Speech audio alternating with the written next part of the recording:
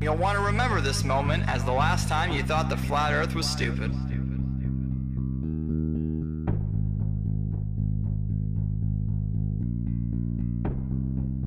Hello everyone, this is ODD, and yes, I'm finally admitting that even though I don't like labels, I'm a flat earther. Based on my research for the past 10 months, our world is very different from the model that we are being taught by the authority on the matter. It took me a while to come to terms with this, and it took even longer to gain the courage to talk about it. It can be pretty embarrassing to go against popular opinion, but this is real. It's not a psyop, it's not a distraction, and it's not a bandwagon. It's a reasonable debate. It's thousands of people taking what we've been told and comparing it to what we see and experience, only to find out that they do not match up. Once you start digging into this, it becomes clear that there is no evidence for the speculated spinning ball that we supposedly live on, and everything points to a flat Earth. The flat Earth is much more than just reasonable. The one and only reason that it's reasonable to argue against the flat Earth is that we've all been taught otherwise our whole lives. We blindly believe something that A, has never been proven, and B, is pretty much fucking impossible. Thanks to people like Eric Dubay, the flat Earth has re-emerged and it has more steam than ever. Before I've ever even entertained the flat Earth, I knew not to trust the space programs of the world. Close examinations of NASA and other space programs reveal that things aren't what they seem and that we, the people, are being lied to. We have no real pictures of the Earth, and no matter how hard we try, we just can't find the curvature. Not only that, but flight paths make more sense on a flat map, and large bodies of water not being able to curve into a giant ball completely resonates.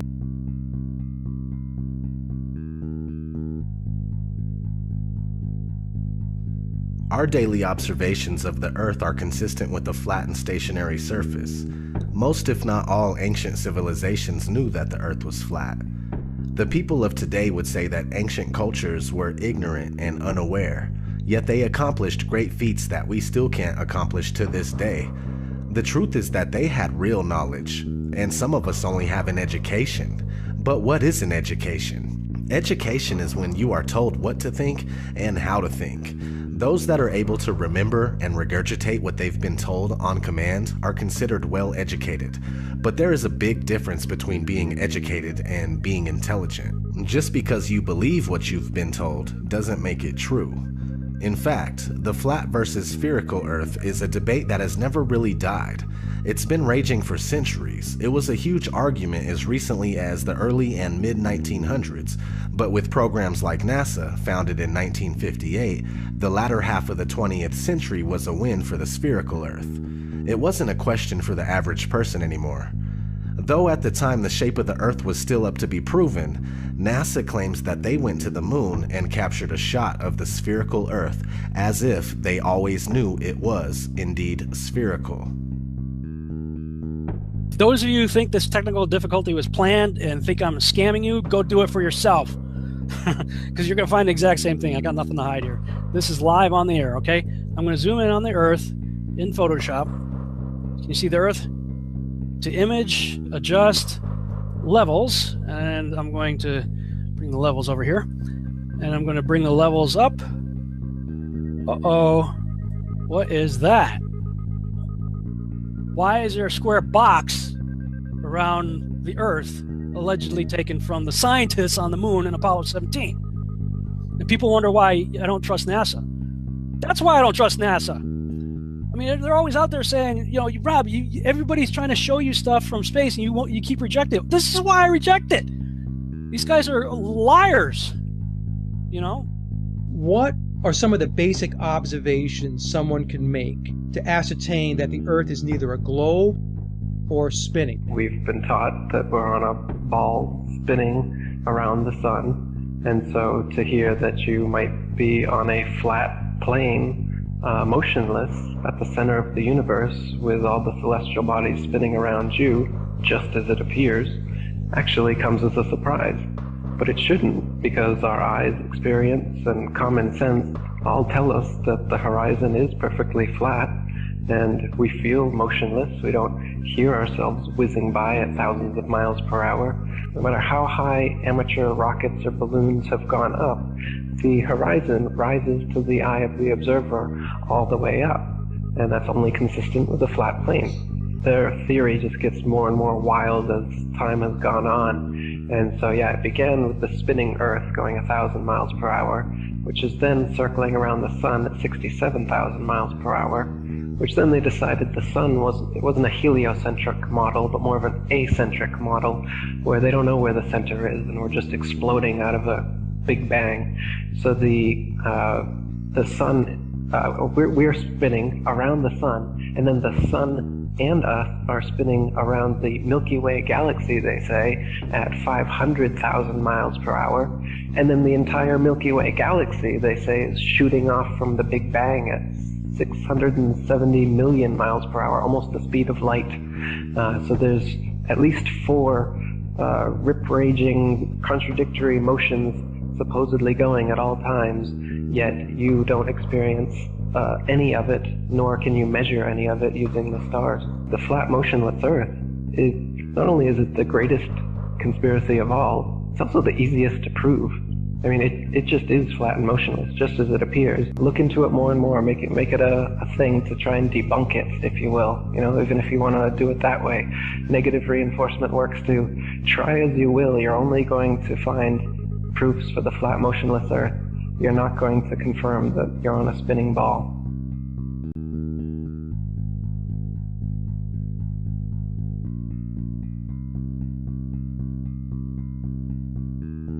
The curvature of the Earth eludes us. Either the Earth is much larger in circumference than we are told, or the curve just doesn't exist. People assume that there is a curve, but it's never really been proven beyond a reasonable doubt. Cameras with fisheye lenses, Hollywood movies, and NASA CGI are the closest we get to seeing curvature. The deception and the lies are just so pervasive, and they're just so deep that I swear it gives me a headache. The surface of water is always level. This is just natural physics. We know this, that water, if unobstructed and uncontained, will flow outwards, finding it the easiest course to maintain its own level, right? So, but the Ball Earth model claims that the oceans are huge 100-mile walls of curved water curving around the ball. That's ridiculous. They say that gravity makes this possible, but you don't see that. You go to the beach, you see a completely flat horizon, you see water just ever so gently coming up on the shore.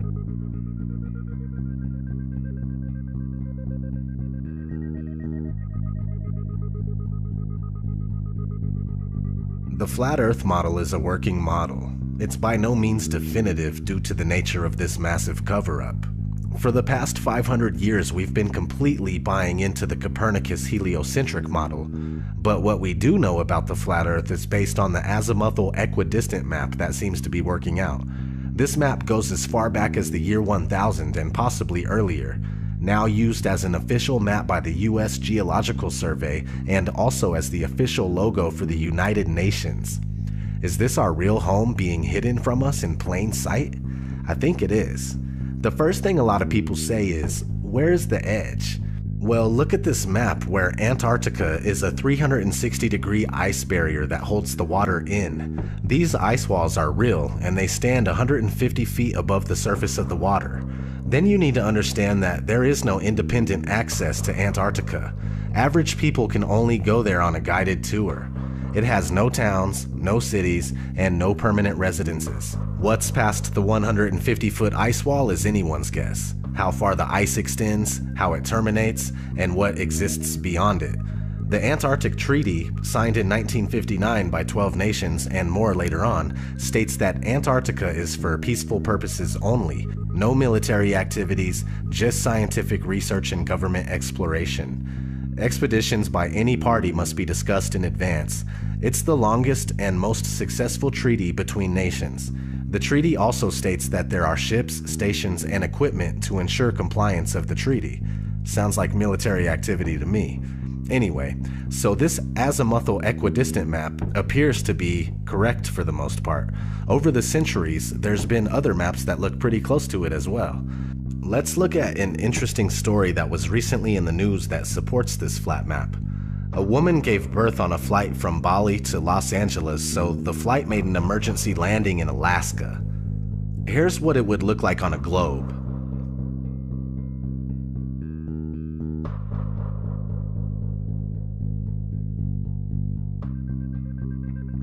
Now, here's what it would look like on a flat Earth.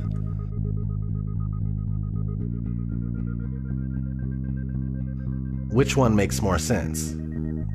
Exactly. A big issue I was having with the flat Earth for the longest time was the sunrise and sunsets.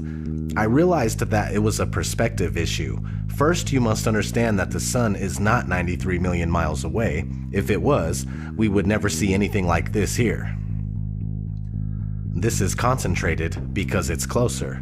It's much more probable that the sun is only a few thousand miles away and that it's the same size as the moon. Once you comprehend this, all of the sudden, solar eclipses make sense. Okay, so the sun is close, which gives it the ability to spotlight the area that it's over, and when it leaves your view, due to perspective, it takes the light with it. There is a generous amount of light where the sun is at, but since it's so close, it doesn't spread its light like it would if it were bigger and further. The sun circumnavigates the Earth like a huge clockwork. Sometimes that takes a while to sink in.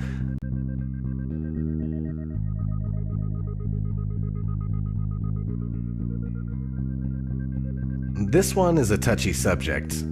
This whole fucking video is a touchy subject. So anyway, this one's hard to get across to people big time. But outer space is up for debate. Space programs are compartmentalized, and most astronauts are Freemasons that have to swear an oath of secrecy when dealing with the so-called missions. The thing is that there is so much footage of NASA and other space agencies making mistakes. Sometimes we could see bubbles in the spacewalks. Sometimes we could see harnesses and wires on the people in the International Space Station. The permed hair that moves nothing like it would in zero gravity. These are huge red flags. Not to mention the Van Allen radiation belt. The Van Allen radiation belt is a layer of energetic charged particles that is held in place around a magnetized planet such as Earth by the planet's magnetic field. Sounds kinda like a dome if there is one. Oddly enough, one of NASA's employees admitted that this radiation belt needs to be figured out before humans could pass through it. Listen closely. As we get further away from Earth, we'll pass through the Van Allen belts, an area of dangerous radiation. Radiation like this could harm the guidance systems, onboard computers, or other electronics on Orion.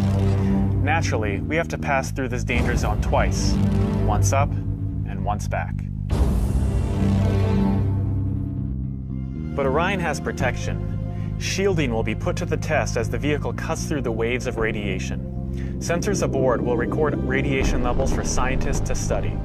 We must solve these challenges before we send people through this region of space. Let's talk about satellites. We've already discussed how there are no pictures of the Earth. So, are satellites even real? Not likely. Ground towers are built all over the world and are more than adequate to relay our television, radio, and cell phone service. All GPS is done through land-based towers, and things like Google Earth are taken with high-altitude planes, and most of them are just done with cars on street level. Did you know that satellites were actually invented by Arthur C. Clarke, the science fiction author? I didn't know that. they shortly became science fact after that.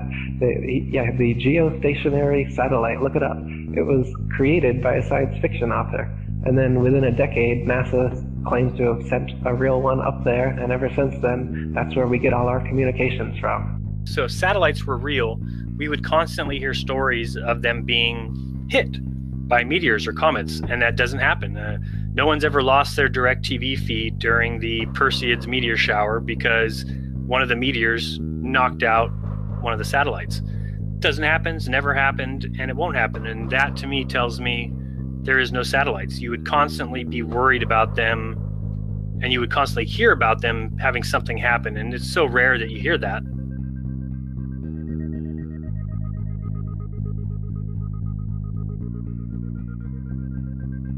So you may or may not have heard the term cognitive dissonance. Cognitive dissonance is when new information challenges your beliefs and you just can't let go. It's just like that scene in The Matrix. No. I don't believe it. It's not possible. Stop. Let me out! Let me out! I want out! We have a rule. We never free a mind once it's reached a certain age. It's not easy going through this kind of deception and then realizing that your whole life was spent thinking and believing one thing when it's the opposite. Nobody wants to feel like they've been fooled, like they've been had.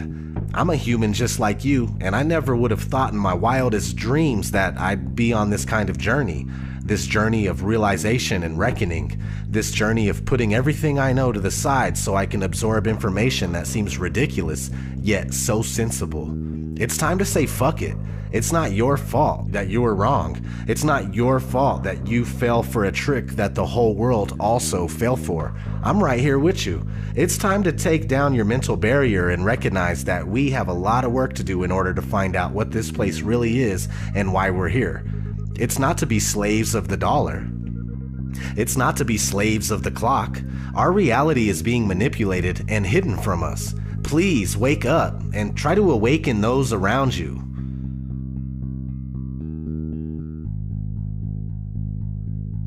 So how did this happen? Okay, let's start in the classroom. The first time anybody enters a school classroom, they are introduced to the globe model of the Earth. This three-dimensional scale model of the Earth that has never been proven was invented in the 1400s. Fast forward to 1927, a big-budget movie company called Universal Pictures came out with its movie intro, and guess what? The spinning ball Earth still hasn't been proven. This is 30 years before NASA was founded. Over the years, Universal kept coming out with similar logo intros, and to this day, we see the spinning ball Earth before many of the movies that we watch. Besides, there are countless movies about outer space that use the same model. We have been indoctrinated, and it's as simple as that. For the spherical Earth to remain unproven after this long is a wake-up call to everybody that lives here. We need to shed this programming right here, right now, and find out what the fuck is going on. No more embracing this sick illusion that was created by psychopaths. I'm going to keep searching for answers and trying to make something happen. All I want to know is, who's coming with me?